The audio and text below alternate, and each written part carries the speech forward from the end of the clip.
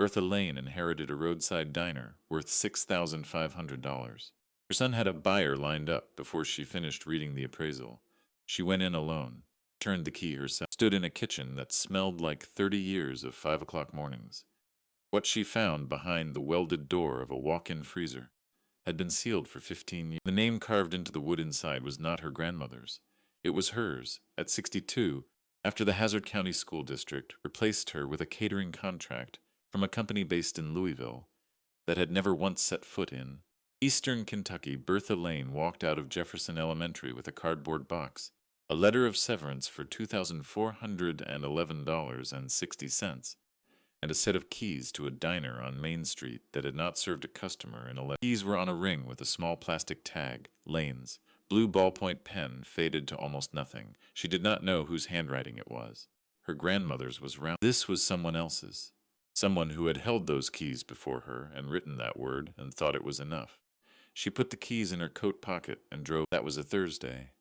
Marcus called that evening. He was 34 years old and worked commercial real estate in Lexington and had opinions about everything that had happened to her before. He was not a bad man. She had raised him herself after his father left when Marcus was 3, and she had done it without complaint. And he had turned into someone capable and certain, and careful with money in the way that people become when they have watched someone they love go. He had grown up watching her work 2 jobs in the same body. The school cafeteria from 6 in the morning. The laundry shift on weekends when the district cut out. The way she moved through a kitchen, any kitchen, even their own small one on Boyd Street, with the particular efficiency of a person who had learned that time was not abstract. It cost something. You spent it, or it was spent for you. He had learned from watching her that the window for securing a thing was always small, that the people who waited to be certain lost the thing they were waiting to be certain about. He had taken that lesson into commercial real estate in Lexington, and it had served him well, and he had never once questioned whether the lesson applied everywhere, or only in the rooms where he had. That was the part he could not yet see. Not because he was careless, because the lesson had worked every time he had used it until now. She understood. That did not make it easier to receive. Mom, just that word. A door being opened. I heard about the school, he said. She was at cutting celery. She continued cutting celery. Word travels, she said. I've been thinking about the diner. She set the knife down. Not hard. Just down. It's been sitting empty 11 years. And now with the job, Mom, I think we should talk about selling it. I know a developer. He's been looking at that block 2 years. The price would be good. Better than good. I could set up a meeting, this week even. You don't have to do anything except show up. Mom, I heard you. She said, will you think about it? She looked at the celery on the cutting board. Her grandmother had grown celery in a pot on the back step of the diner, that it kept the flies away. Bertha had never looked up whether that was true. I'll think about it, she said. She did not think about it. The following Saturday, Marcus called. He had talked to the developer. The number was significant. She should hear it. The block was changing. There was a boutique hotel concept 2 streets over. The timing was right, and the timing would not stay. He emailed her a contract that afternoon. Authorization to negotiate on her behalf. She read it at the kitchen table, set it under the fruit bowl. He called Sunday to ask if she had read it. I'll look at it this week, she said. She did not look at it. The third call came Tuesday evening. His voice had changed. Not harder, more careful.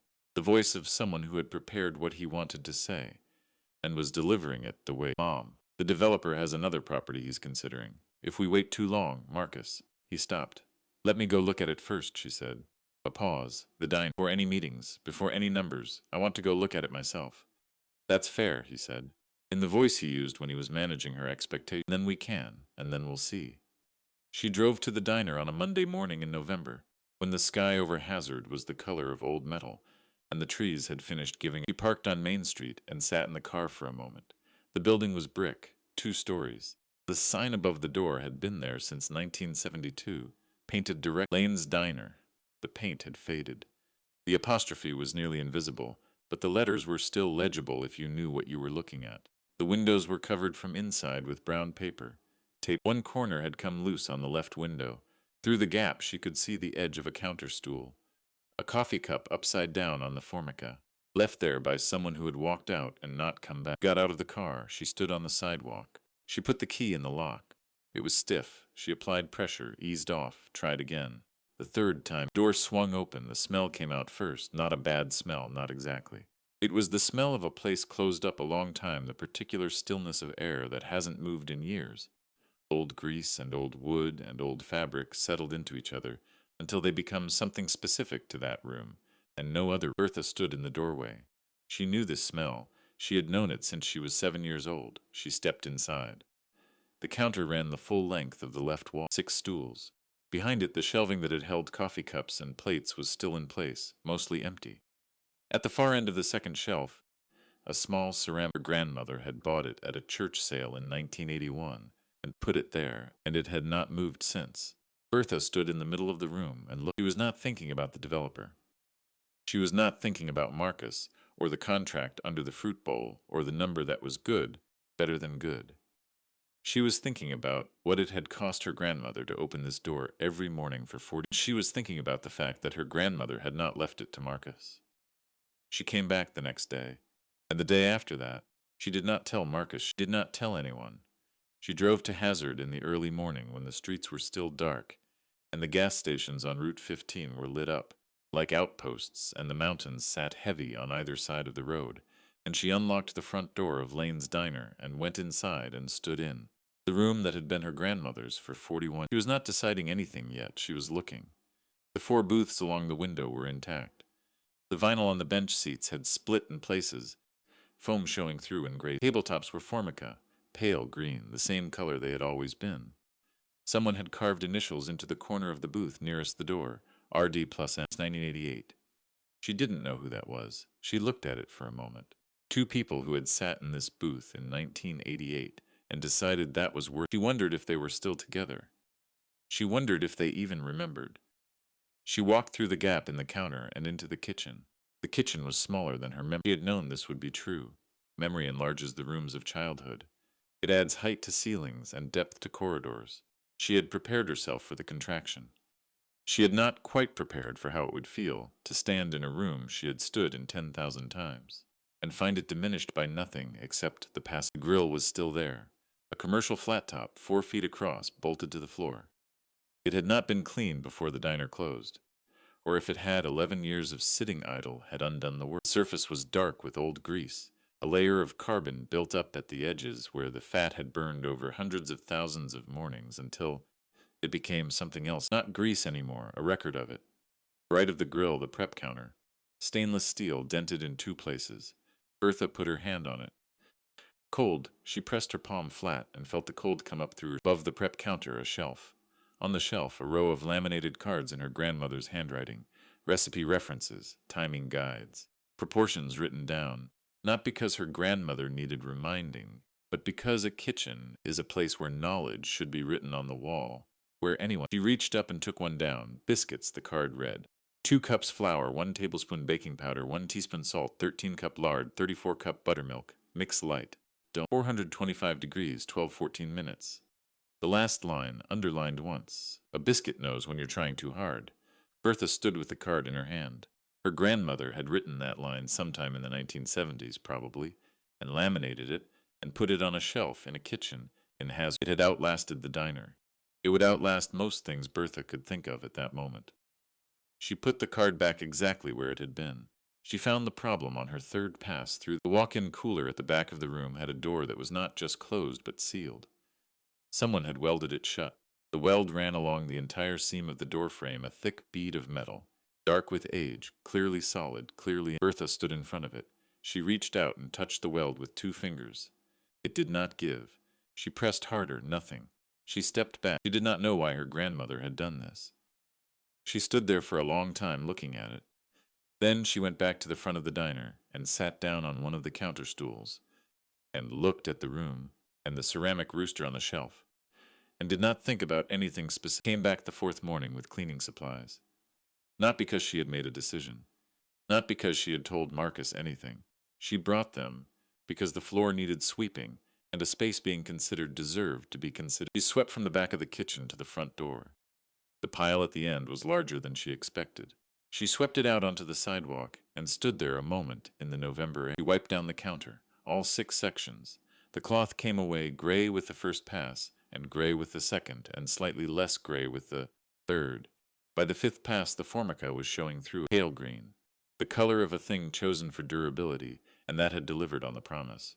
On the fifth morning, she brought a bucket and a scrub brush and a bottle of degreaser from the hardware store on Chester. She was going to start on the grill, just the surface, just to see what was underneath 11 years of carbon.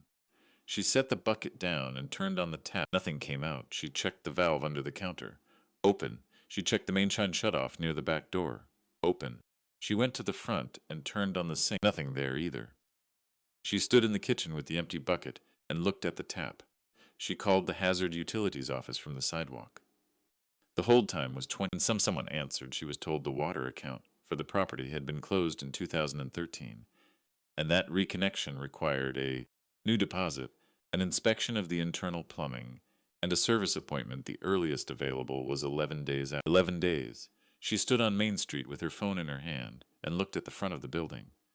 The bucket was still inside, sitting on the kitchen floor. She drove to the gas station on Route 15, bought a bottle of water and a cup of coffee she did not particularly want, sat in her car and drank. She had driven 40 minutes.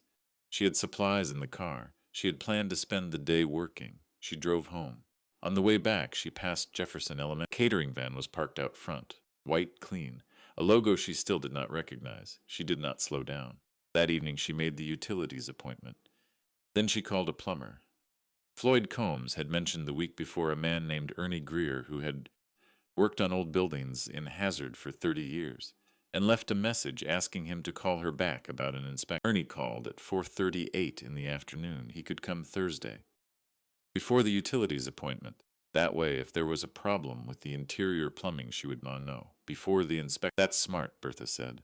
That's how you do it with old buildings, Ernie said. Always check your own pipes before you let someone else tell you what they found. She wrote Thursday on the notepad by the phone. She did not go back to the diner that week. There was nothing to do there without water. She cleaned her own kitchen instead, the way she cleaned when she was thinking about something else thoroughly, moving through each task without hurry. She organized the pantry. She sharpened her knives.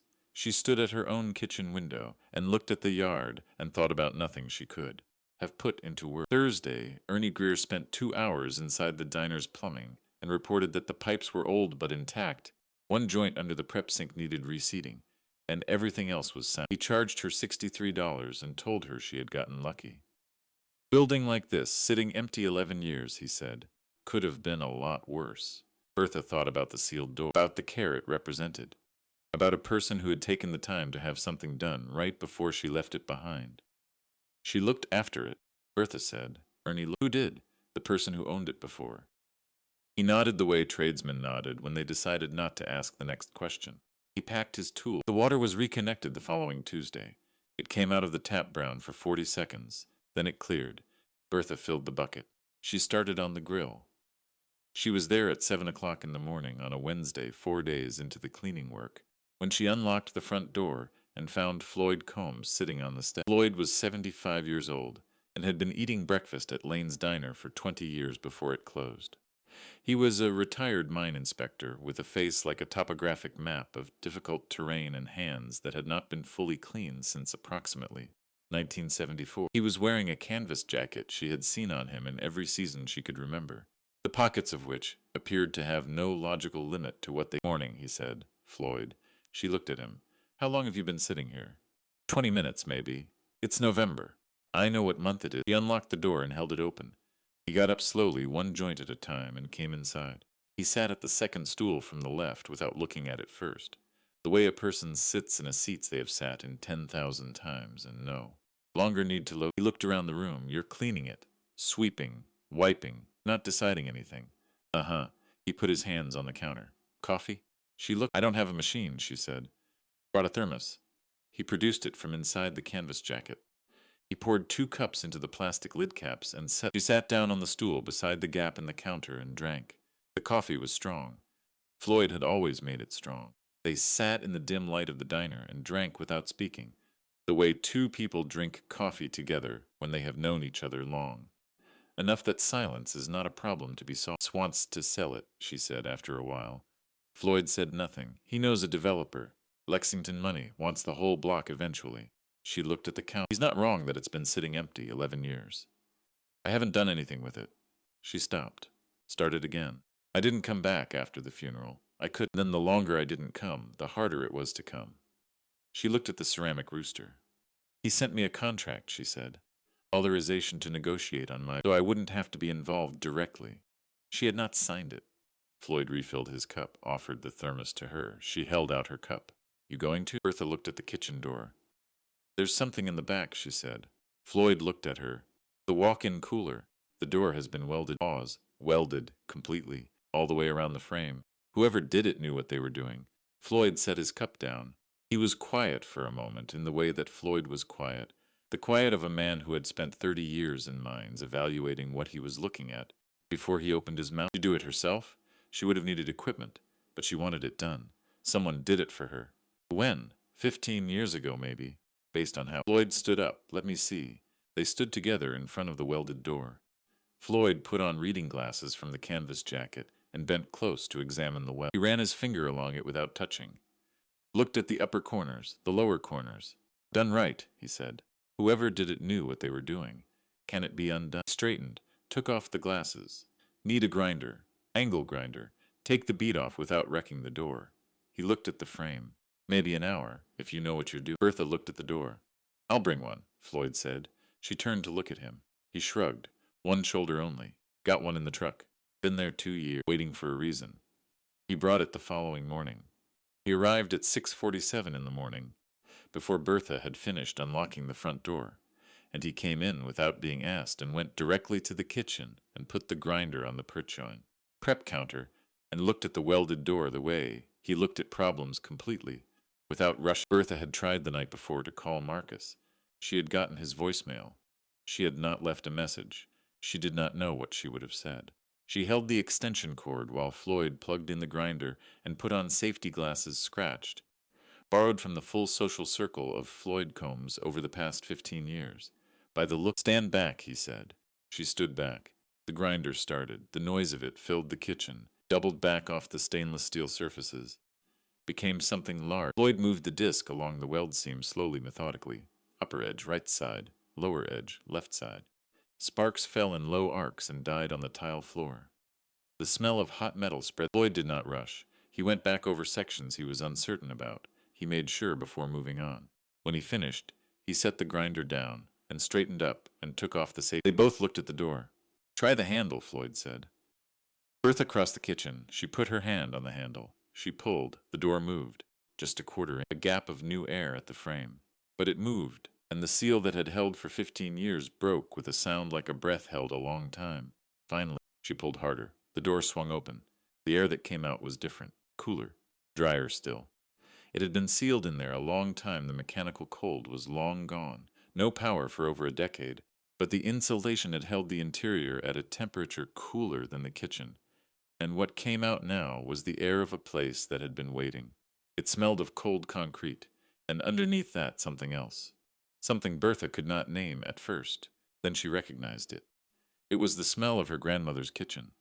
Not this kitchen. Kitchen in the house on Boyd Street where Ida Mae Lane had lived for 50 years. The small room off the kitchen where Ida kept her records, and the things she considered old paper, old ink.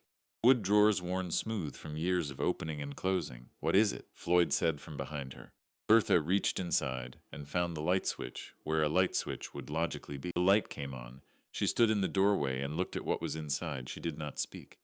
Behind her, Floyd took one step forward and looked over. Then he was quiet, too. What Bertha Lane found in that sealed room that morning, in those shelves and those binders and those composition notebooks, lined up between their wood, was not what any of us could have expected. But looking back now, it was the only thing that made sense. The cold storage, 8 feet by 10, maybe. The industrial shelving that had once held food inventory was still in place on 3 walls, floor to ceiling. But what was on the shelves was not food. Binders, dozens of them, the kind with 3 rings and clear plastic fronts lined up on every shelf in rows.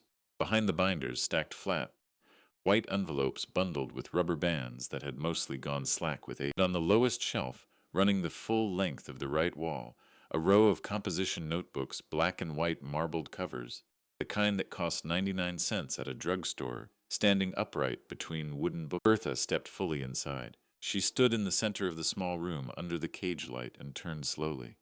Every binder was labeled. The labels were handwritten, the same hand as the rest. Name, a year range. The dates going back further than she had realized was possible. She reached out and pulled the nearest binder. The first page inside was a single sheet of paper typed on a manual typewriter, the letters slightly uneven, the way of manual typewriters, some heavier than others. The periods punched through in small dark. She read it again. She turned the page, a list, names one per line with dates alongside each one. 2 columns, start date, and a second column labeled last contact or still enrolled, or in some cases grad. The list filled the page. She turned to the next. More names. More dates. She flipped to the back of the binder. The last entry was from 2031 names on the final page. She closed it and looked at the spine. The label said, 1999 to 2003. She looked at the shelf, found the first binder, 1979 to 83, 25 years, approximately 5 years per binder. 5 binders, plus a 6th that appeared thinner, a partial year, maybe, or the final months before the die. She pulled the 1979 binder and opened to the first page. The list started in September of that year. 14 names. Children's names, first and last, with the name of the school beside. Elementary, mostly. A few middle school. Bertha scanned the list. She turned the second page. She stopped. Third line down, Bertha Lane. Jefferson Elementary. Start date, September 1979. The second column said, 1979 to 83, promote. She stood holding the binder open. She had been 8 years old in September 1979. 3rd grade. She remembered 3rd grade. She remembered Mrs. Callahan and the long tables in the cafeteria and the smell of the hot lunch. She did not remember being hungry. She did not remember going without. She thought about that now. She thought about her mother, who had worked the early shift at the hospital laundry those years and been home by 2 in the afternoon, and who had done the best she could with what she had, which was not always quite. She thought about the mornings she had come to school with something in her stomach, and the mornings she had come with less. She had not categorized those mornings. Children do not, generally, categorize their hunger. They simply arrive and eat what is offered and keep going. Someone had been watching. Someone had seen her arrive and understood what it meant, and done something about it without ever making. Closed the binder carefully. She held it against her chest for a moment. Then she set it back on the shelf exactly where it had been. Behind her, Floyd cleared. He had been standing in the doorway this entire time, not moving, not speaking, occupying space the way a man does when he understands the room belongs to someone. You all right? He said. Bertha did not answer immediately. She looked at the composition notebooks on the lowest shelf, looked at the envelopes in their slack rubber bands, looked at the back wall, which she had not examined. The shelving there was different from the side walls, older, the wood darker, the joints hand-cut, built into the wall itself. On that back shelf, 3 things. The first was a lock. Metal, painted green, the kind used for petty cash in small businesses. Standard tumbler lock, the kind that came with 2 keys. The second was a photograph in a plain wood, black and white, the exterior of the diner, but new in the photograph, the signage fresh, the windows clean. A woman standing in the doorway that Bertha did not immediately recognize because she was young, 28 or 30 maybe, standing with her hand on the door frame, not smiling, looking directly at the camera, with an expression that was not happiness and not pride, but something closer. Ida Mae Lane, 1972. Bertha looked at her grandmother's face. She had the same line between her brows that Bertha had. She had not known that before. The third thing on the back shelf, plank oak, roughly 10 inches by 14, sanded smooth and finished, with linseed oil, the surface dark and even. Words had been carved into it, not deeply, carefully. The letters even and practiced. The kind of carving that takes more than one. Bertha leaned forward. She read it. She pressed her hand flat against it. The wood was cool under her palm, smoother than she expected. The carved letters caught her fingertips as she moved her hands slowly. She stood very still. The cage bulb overhead hummed faintly. The cold storage room was quiet. The kitchen behind her was quiet. The whole diner was quiet, the way old buildings are quiet, not empty quiet, but accumulated quiet. The specific silence of a place that has held a great deal of noise over a long time and keeps the memory of it in the wall. Bertha stood with her hand on the wooden plank and did not move for a while. She picked it up. It was lighter than it looked. She carried it out of the cold storage room and set it on the prep counter under the window, where the November light came through thin and gray, and was enough. She looked at it in the light.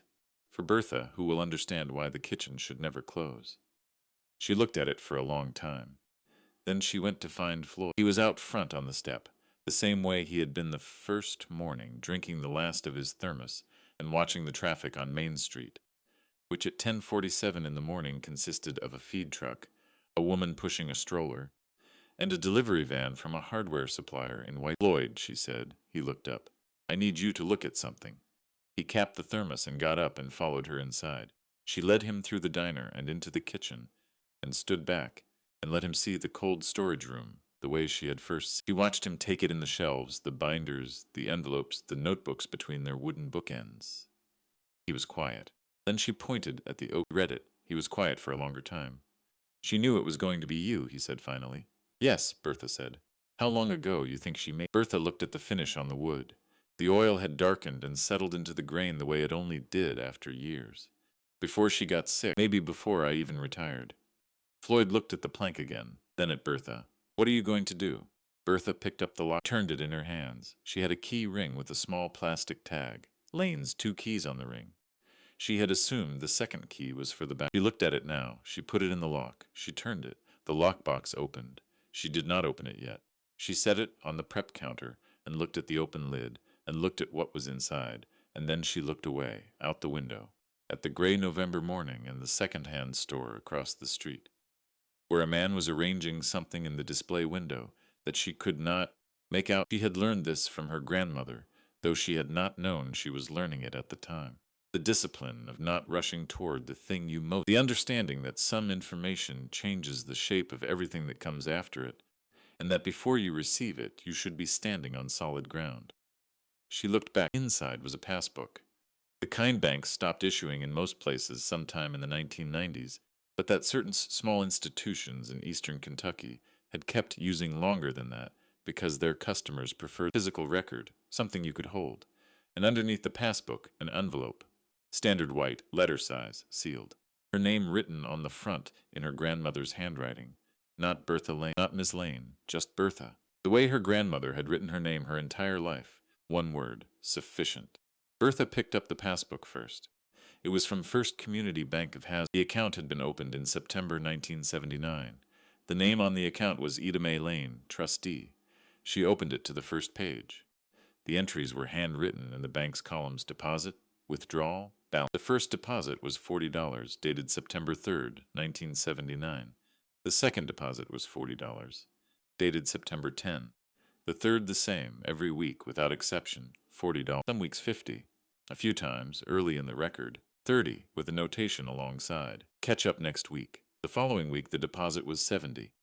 Bertha turned the pages slowly. Deposits continued. Week after week, year after year, in the same handwriting, her grandmother's handwriting recorded by the same teller at first. Community Bank for decades, the columns filling up and the page. She turned to the middle of the passbook. 1989.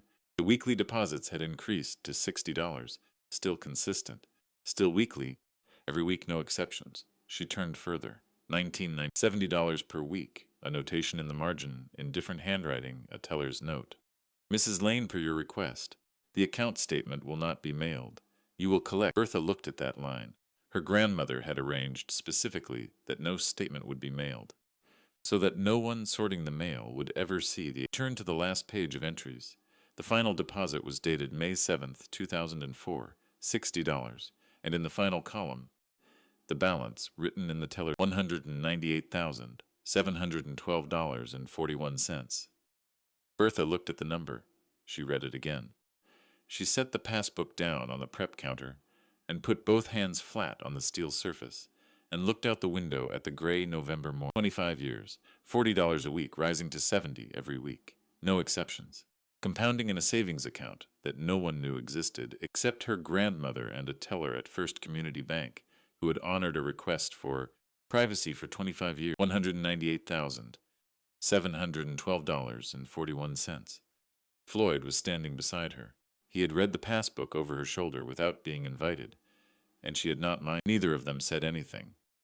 They stood together in the kitchen of Lane's diner and looked at the number. Then Bertha reached back into the lockbox and picked up the just Bertha. She held it. She ran her thumb along the sealed edge. She set it back in the lockbox and closed the lid. Not yet. Floyd looked. I need to read the notebooks first, she said. Before I read that. He nodded. The way he nodded at things that made sense to him without requiring. She went back into the cold storage room. She took the first composition notebook, labeled 1979, in her grandmother's hand, and carried it out to the prep counter and set it down under the window where the light was better. She opened it. Her grandmother's handwriting filled the pages. Not the careful block letters of the recipe cards or the typed formality of the binder document. This was different. Smaller, faster, the letters leaning slightly to the right as if they were moving. A working hand, a thinking hand. The first entry was dated September 8, 1979. Started the morning program today. 14 children this week. Made oatmeal. Used the back burner so it wouldn't interfere with the regular. Tilly came in at 5 to help without being asked. Didn't tell her why. She didn't ask. Good woman. Bertha read the entry twice. She turned the page. September 5th, 16 children. Added 1 egg per child scrambled. Cost roughly 12 cents more per serving. Adjusted the week's grocery order accordingly. Nobody will notice if I shave the bacon portions on some. Bertha looked up from the notebook. She looked at the grill. 12 cents per child, per day. 16 children. Adjusted against the Sunday bacon so the numbers held, and no one would ask. Thought about the mathematics of that, the weekly recalibration, the quiet accounting, the discipline of making something work inside a margin that most people would not. She turned back to the notebook. The entries ran through the end of the year, every school day accounted for. Each one noted the number of children, what was made, any adjustment. But the entries were not only about food, they were about the children. October 4th. The Compton boy came in, looking like he hadn't slept. Gave him an extra biscuit, and didn't make any. He put it in his jacket pocket. Took it with him. November 12th. One of the girls, the older Akers girl, has been coming later than the others. I think she's embarrassed. Rearranged the table so her back is to the window. She seemed to relax after that. February 3rd. Cold snap. 6 below overnight. 3 children came in without called the Methodist Church at 7 a.m. Reverend Haskins had 3 coats there by 8:30. Nobody asked who called. Bertha set the notebook down. She pressed her hands flat on the prep counter and looked at the wall. Nobody asked who called. She stood there for a long time. Outside, a car moved slowly down Main Street. A dog crossed the sidewalk and disappeared around the corner of the building. The second-hand store man had finished arranging his window display and gone back inside. The street was quiet. Hazard on a November morning, going about its business, not knowing what was sitting in a kitchen 30 feet from the side. Lloyd had moved to the doorway of the kitchen and was leaning against the frame with his thermos cap in his hand, looking at nothing in particular. She never told you, he said. Not a question, not one word, Bertha said. He drank the last of his coffee, set the cap down on the counter. Your grandmother talked about a lot. 40 years I ate breakfast in that diner. She talked about the weather and the mine closures, and which families were having a hard time and what the county was and wasn't doing. Paused. She never once talked about what she was doing. Not once. Bertha looked at the composition notebook on the counter.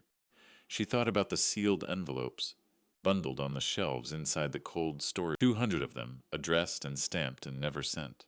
Her grandmother had written to every one of them. Had decided, each time, not to send the letter. Had chosen over and over, across 25 years, to remain unknown. Had sealed the door instead, and left Bertha the keys. She picked up the passbook again. She had read the number. She had set it down. She had gone into the cold storage room and read the first composition notebook, and come back out and stood at the prep counter for a long. Now she picked it up again and read it from the beginning. Not the balance, the deposits. September 3rd, 1979, $40. September 10th, 1979, $40. September 17th, 1979, $40. She turned the pages slowly. Every week. The handwriting consistent across decades. The same teller for so long that Bertha could track the slight changes in the pen pressure, over the years heavier in the early entries. Lighter later, the hand of someone settling into a long. She turned to 1985. $45 a week by then. She turned to 1990. $55. She turned to 1997. $65. The increases were small and spaced year, not raises. Adjustments. The way a person adjusts when they have decided something is permanent, and they are managing it for the long term. She thought about what $40 a week meant in 1979. She thought about what it cost to run a diner in 1979. What the margins were on a cup of coffee and a plate of eggs in Hazard, Kentucky in 1970. What you had to shave from somewhere else to find $40 every week for 25 years without anyone noticing it was gone. She closed the passbook. She looked at the end. Just Bertha. She picked it up, ran her thumb along the sealed edge, set it back on the counter. Floyd was watching her from the doorway. The notebooks first. All of them. He said nothing. He went to the front of the diner and sat at the second stool from the left and left her to it. She went back into the cold storage. He pulled every composition notebook off the lowest shelf, 23 of them, and carried them out in 2 trips, and stacked them on the prep counter in order. 1979 through 2004. 25 years of school days, written in her grandmother's working hand, the letters leaning right as if they were moving somewhere. She read for 2 hours. She read about the Compton boy and the extra biscuit he put in his pocket. She read about the Akers girl who came late because she was embarrassed and how her grandmother had rearranged the table so her back was to the tavet window. Read about 3 children who came in without coats on a morning 6 below zero, and how her grandmother had called the Methodist church at 7 a.m. and how Reverend Haskins had 3 coats there by 8:30 and nobody asked. She read about a boy named Darnell Sismore who came in every morning for 2 years and then stopped coming, and how her grandmother had written 3 weeks after he stopped. Heard Darnell got the scholarship. Good, he was ready. She read about a girl named Patricia Watts, who came in crying one Thursday in March 1988 and sat at the table, farthest from the window, and did not eat, and how her grandmother had not asked why, and had not made anything of it, and had set a plate in front of her and gone back to the kitchen, and how, by the time the plate was empty, Patricia Watts. She read about mornings when the numbers were low, and mornings when they were higher than expected, and how her grandmother had managed both without drawing attention to either. She read about the adjustments, the Sunday bacon, the flour portions, the coffee grounds stretched 1 extra day, the quiet arithmetic of a woman who had decided what she was doing and was doing. She read her own name 3 times across the notebooks. September 1979. October 1979. A single entry in February 1980. Bertha is watching how things are done. Reminds me of her grandfather, always watching first. She set that notebook down. She stood at the prep counter and looked out the window. The November light had shifted. Later, the second-hand store across the street had its lights on.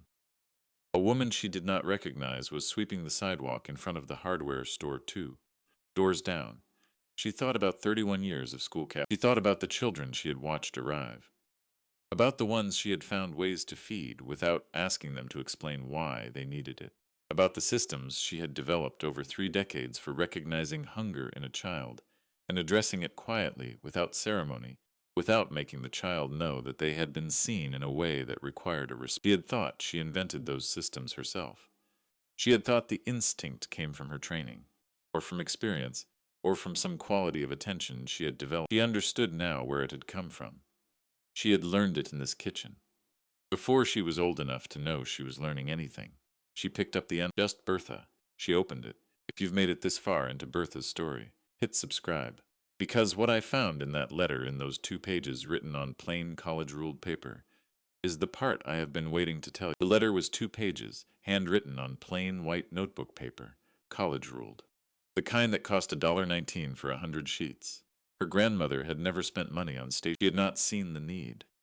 Bertha, if you're reading this, it means you found the room and you opened the box, and you have some idea now of what has been happening in this kitchen for the past 25 years. I want to explain it to you as clearly as I can, because you deserve a clear explanation. In 1979, I noticed that certain children were coming to school without having. I noticed this because I was here at 5 in the morning every day, and I could see them arriving, and I could see the difference between a child who had eaten and a child. It is not a subtle difference if you know how to look. I was not in a position to solve the problem completely. I was running a diner on a main street in a small town, and I had what I had, and no. But I could make oatmeal. I could make biscuits. I could make eggs. I could do it quietly before the regular customers came, before the school day started, before anyone. And I could do it in a way that did not require the children to identify themselves or explain themselves or feel that they were receiving charity. Because charity received with shame undoes half the good it was meant. So I did it. The account is in trust. The trustee instructions are with my attorney, Carl Whitfield, whose office is on South Main. The account is designated for continuation of the morning program, or for distribution to the Hazard County School Nutrition Fund if the program cannot continue, or for any purpose you determine is consistent with what I was trying. It is your judgment that I am trusting. Not because you are my granddaughter, because you spent 31 years feeding children, and you understood, the same way I understood, that a child who is hungry cannot learn, and a child who is ashamed. You were on my list once. September 1979. I don't know if you remember those mornings. I hope you don't, in a way. It would mean I did my job, but I wanted you to know the kitchen is yours. Do what you think is right. Your grandma, Ida May Lane, P.S. The ceramic rooster stays.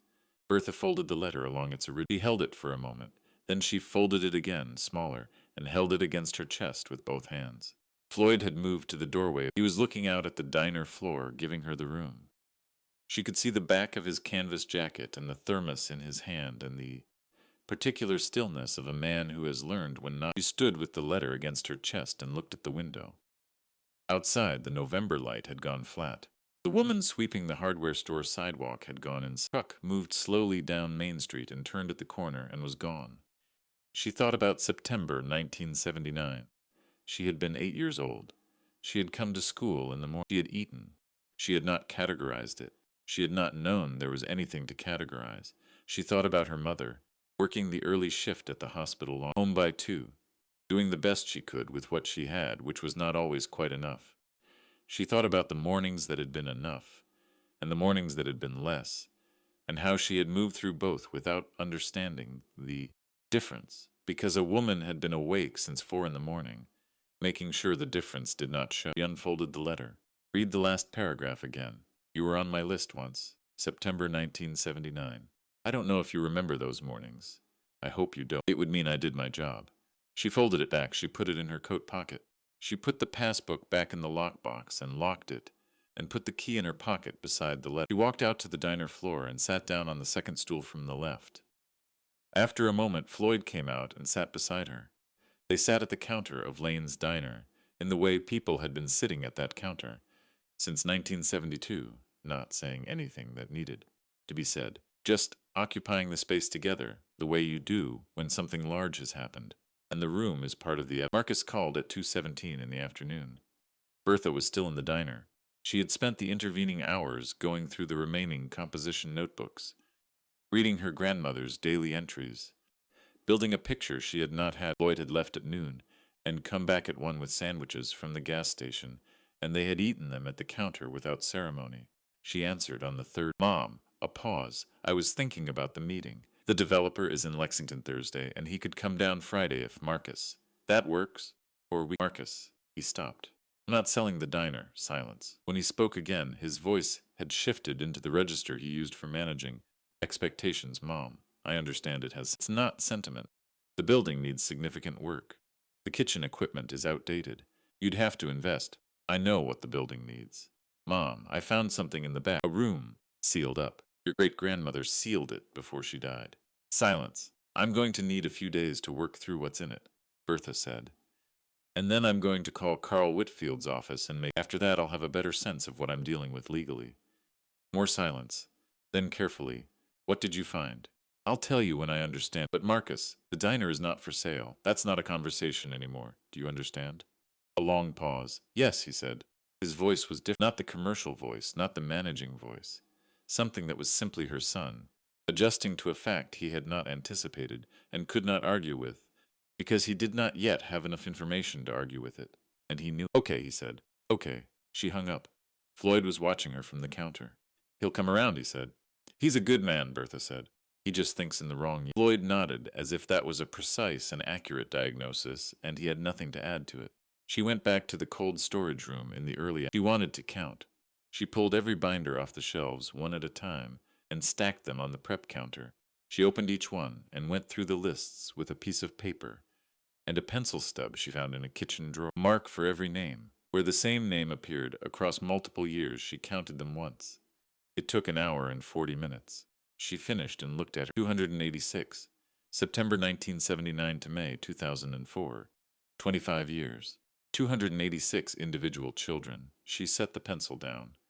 Now here is the thing I keep coming back. 286 is a number. Numbers are easy to say.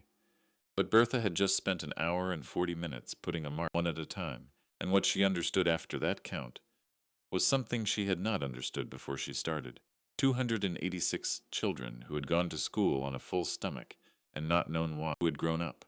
who were adults now, in their 30s and 40s and 50s, who had no idea.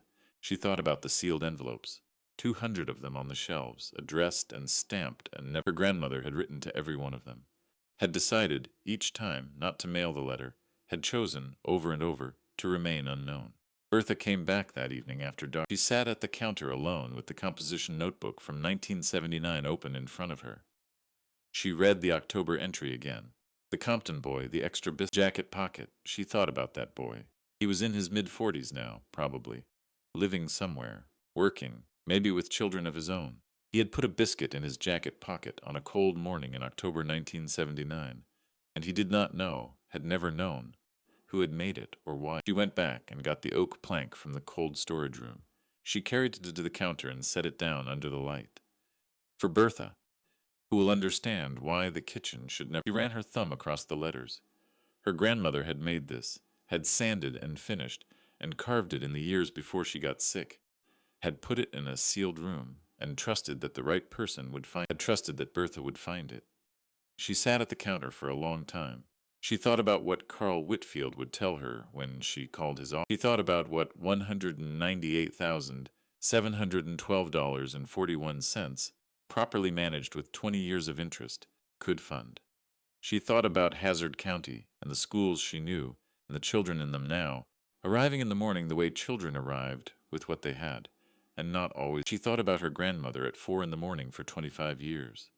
The radio on low, the grill heating up, the lights still gray outside. She thought about what it meant that the program had existed for 25 years, and then stopped, not because it failed, because the person running it got sick, because she could no longer rise at 4 in the morning and stand at a grill for 2 hours before the dine. Thought about what it would take to start it again. She was 62 years old.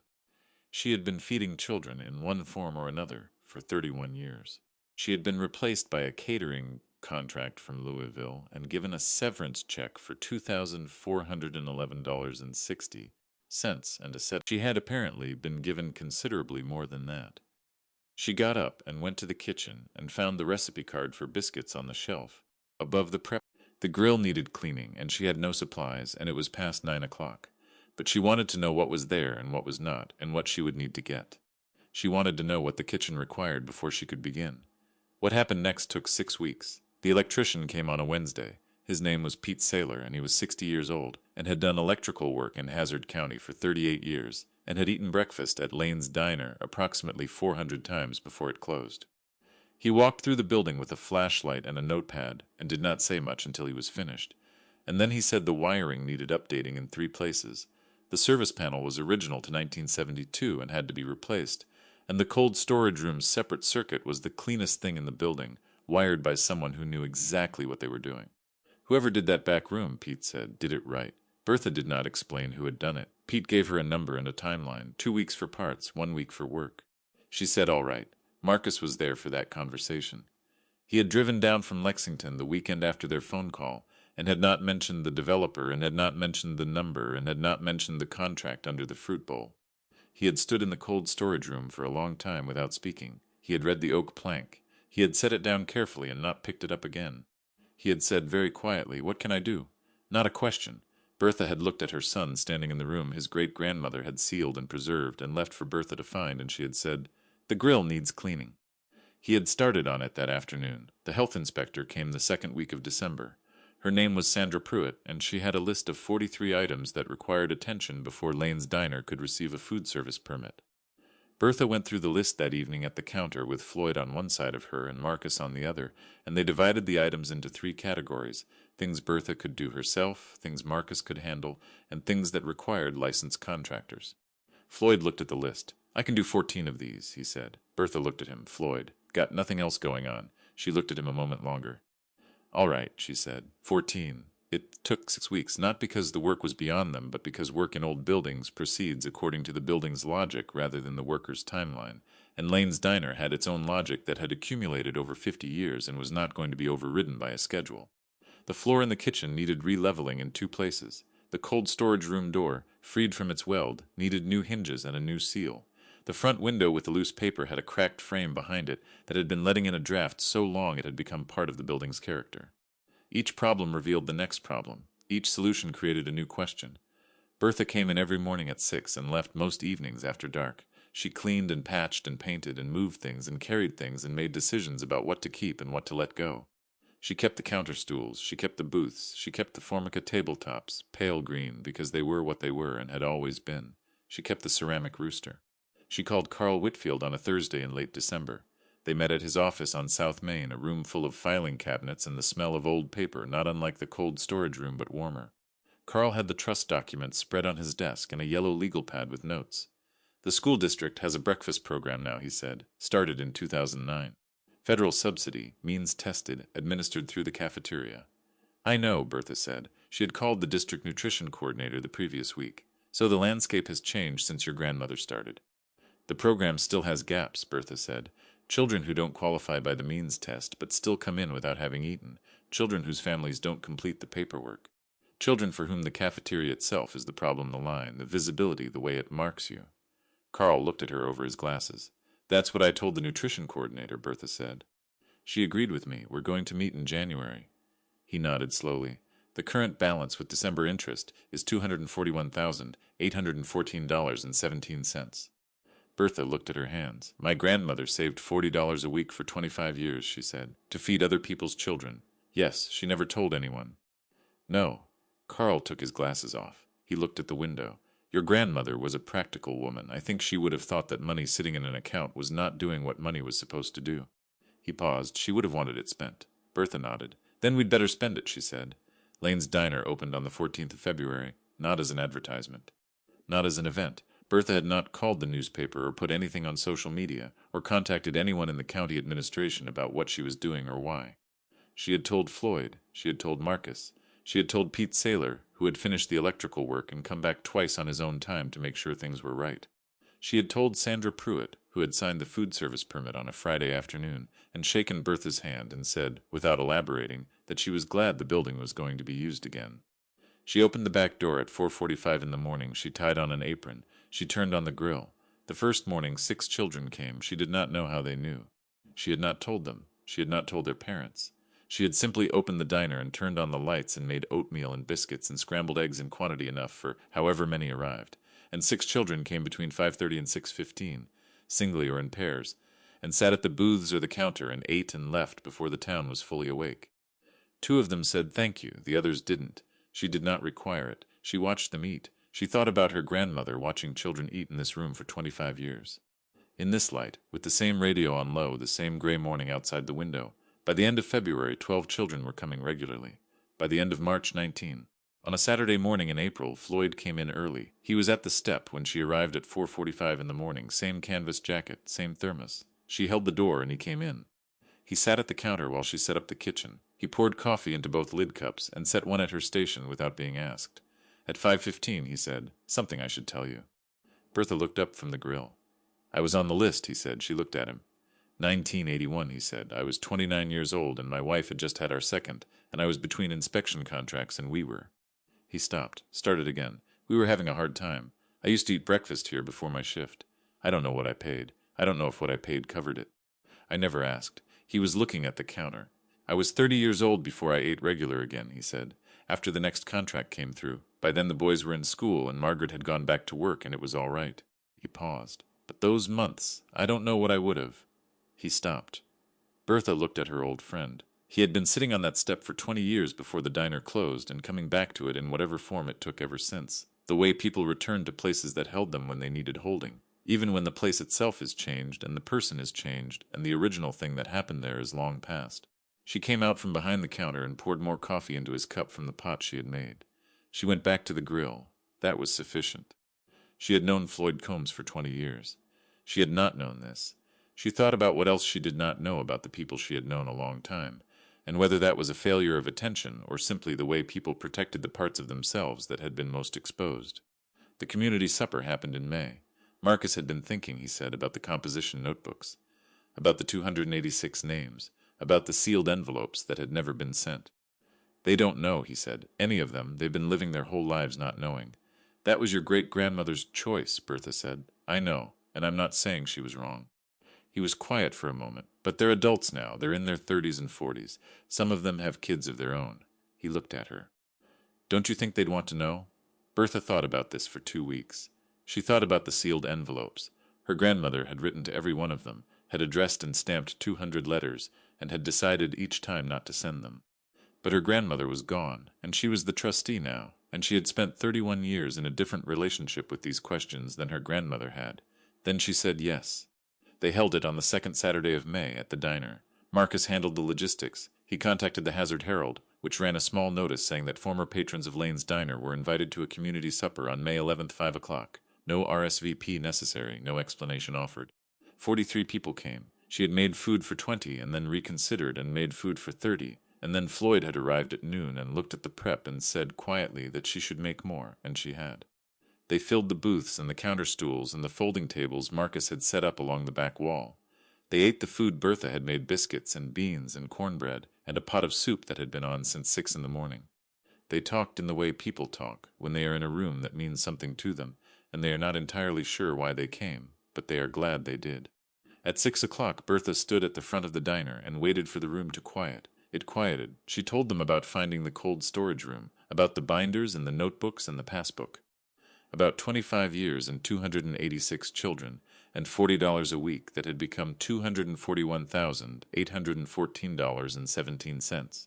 She told them about the morning program and that it had reopened in February and that it was ongoing and that it would continue. She told them that some of the people in this room had been on the list. The room was very quiet. She did not read names. She did not identify anyone. She said only, "If you were in Hazard County schools between 1979 and 2004, and if you sometimes came to school in the morning without having eaten, there is a chance that you ate here." Without knowing it, without being asked to know, a woman near the back said, "I thought the school was doing it." A man at the counter said, "I thought my mom was paying." I never asked. An older woman sitting in the booth nearest the door said nothing for a long time. Then she said, "I used to come before school. I was in 6th grade. I remember the oatmeal. I thought it was a trial program." She looked at Bertha. "It was just her?" she said. "Just one woman?" "Yes," Bertha said. "Just her, every school day, 25 years. The woman looked at the counter, at the kitchen door, at the ceramic rooster on the shelf. "I thought about that oatmeal for years," she said. "I never knew why. After the supper, people stayed longer than Bertha expected. They helped clear the tables and washed dishes without being asked and sat at the counter with the last of the coffee and talked. A man named Gerald Compton, 44 years old, said his father had mentioned the diner more than once in the years before he passed, had never explained why, had just said it was a good place. A woman named Denise Akers said she had brought her daughter because she wanted her daughter to see the building. She wasn't sure why. She just felt like her daughter should see it. Marcus found her in the kitchen at 8:30 after most people had gone. He was drying a pot she had washed and set in the rack. He dried it in the methodical way he did physical tasks thoroughly, without rushing. He set it on the shelf. He did not say anything for a while. He picked up another pot, dried it, set it on the shelf beside the first. His jaw was working slightly. She could see it from where she stood at the sink. She knew that jaw. She had watched it his entire life through the years after his father left, through the scholarships he had applied for and the ones that had not come through the long decade of building something in Lexington out of nothing, because he had watched her do the same and understood it was possible. He set the dish towel down. "I almost took this from you," he said, not an apology. A fact stated plainly in the voice of a man who has been sitting with something for 6 weeks and has finally found the words for it that are accurate. Bertha looked at her son. "You didn't know what was here," she said. "No." He looked at the kitchen, at the grill he had spent 3 days cleaning, at the recipe cards on the shelf above the prep counter. At the open door of the cold storage room, the light inside still on, the shelves visible. "But I should have asked before I decided." She dried her hands on the dish towel. "Yes," she said. "You should have." He nodded. That was all. She did not tell him it was fine. It was not entirely fine, and he knew it, and saying otherwise would have cost more than it gave. But he was here. He had been here for 6 weeks. He had cleaned the grill and talked to contractors and driven down from Lexington more times than she had counted and stood in the cold storage room and read the oak plank and understood slowly, in the way that people understand things that require them to revise what they thought they knew about themselves, what it was that he had nearly done. That was its own kind of reckoning. It did not need a name. The last person to leave was Floyd. He stood at the door at 9:15 in the evening, putting on his canvas jacket one arm at a time. He looked at the room, at the counter, the stools, the pale green formica, at the ceramic rooster, at the photograph of Ida May in the doorway in 1972, which Bertha had moved out of the cold storage room and put on the shelf where it could be seen. "She'd have liked tonight," he said. "I think so. Hated the attention. but liked knowing people came. He opened the door, stopped. "What's it say?" he asked. "The plank. I never saw all of it." Bertha read it aloud. "For Bertha, who will understand why the kitchen should never close." Floyd stood with his hand on the door. He nodded once. "Yeah," he said. "That's right." He went out. Bertha stood alone in the diner. She turned off the lights over the tables. She left the light on over the counter. She went into the kitchen and took the recipe card for biscuits off the shelf and read it one more time. "Mix light. Don't overwork. A biscuit knows when you're trying too hard." She propped it back in its place. Tomorrow was Sunday. She had 19 children coming Monday at 5:30. She needed to be here at 4:45. She had supplies enough for 24, which would do. She untied her apron, folded it, set it on the prep counter. She put on her coat. She looked at the room one last time from the kitchen doorway, the counter light on, the stools in a row, the pale green formica, the ceramic rooster on the shelf, the photograph of Ida May, standing in her doorway in 1972 with her hand on the frame and an expression that had no simpler name than the one it was. She went out the back door. She locked it behind her. The night was cool and clear, the kind of April night in eastern Kentucky, when the air comes down off the mountains, with something still in it that belongs to winter, and the stars are very bright, and the town is quiet in the way that towns are quiet when the day has been full, and the streets belong for a while to no one in particular. She had to be back in 4 hours and 50 minutes. She was already thinking about the biscuits. A cook's legacy is not the recipes she leaves behind. It is the children who went to school full, who grew up not knowing someone had been feeding them in secret. That is the meal that never ends. If this story stayed with you today, share it with someone who needs to hear it. Subscribe for a new story every week, and leave a comment. Is there someone in your life who gave you something quietly? Something you only understood much later?